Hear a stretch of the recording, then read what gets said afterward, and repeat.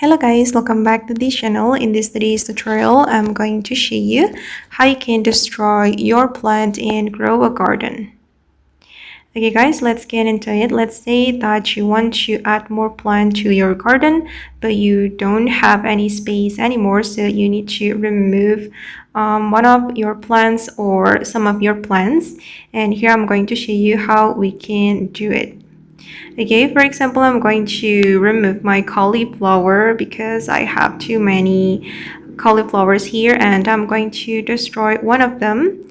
So we can click on this icon, and then we're going to go to the gear items, and you're going to choose shuffle. Okay, and you can click on the plant that you want to destroy. I'm going to destroy this cauliflower, and then we'll get this question and just click on confirm. Okay, now it's done. My cauliflower has been removed from my garden, and I'm going to destroy this one as well and click on confirm. Okay, and after that you will be able to replace it with another plant. Oops, oh my god.